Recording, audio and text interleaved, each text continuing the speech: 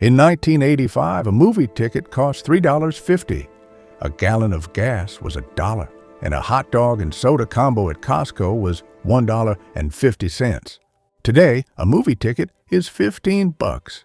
Gas is, well, painful. But that hot dog, it is still $1.50. Economically, this makes 0 cents.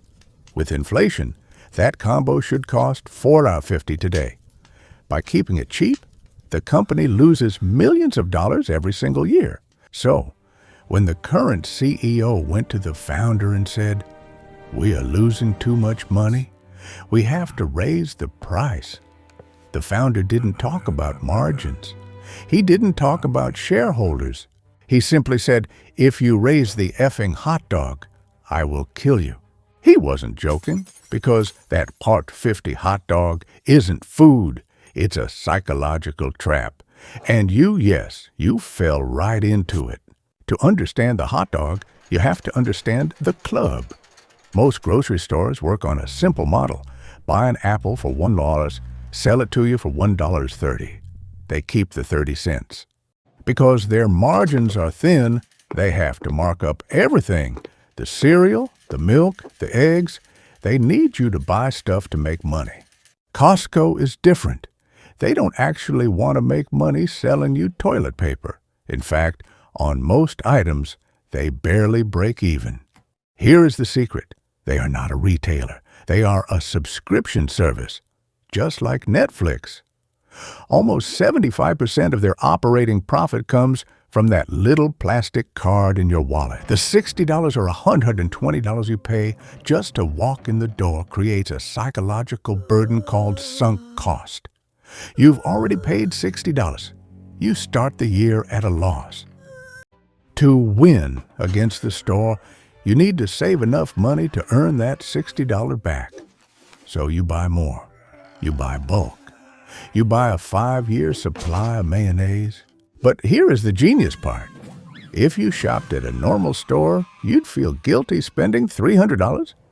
But here, you feel smart. You tell your friends, "I saved so much money," while pushing a cart that cost you $400. The hot dog is the trophy for that victory. Now let's go back to the hot dog. In economics, this is called a loss leader. A loss leader is a product sold below market cost to get you inside the building. But the hot dog does something even more important. It anchors your brain. When you see a hot dog for $1.50 or a rotisserie chicken for $4.99, your brain assumes, wow, everything in this store is a steal. This is the halo effect. Because the hot dog is cheap, you assume the $2,000 television is also cheap. You stop checking prices. And have you noticed where the cheap chicken and the food court are? They are never at the front door. To get your cheap dinner, you have to walk past the treasure hunt. This is their official term. They intentionally rotate items so you never know where things are. I came for chicken, but do I need a kayak? I came for a hot dog, but look at these sweatpants. The hot dog gets you in. The treasure hunt makes you stay, and the layout ensures you spend. But here is the problem. The world changes. In 2009, the price of meat skyrocketed.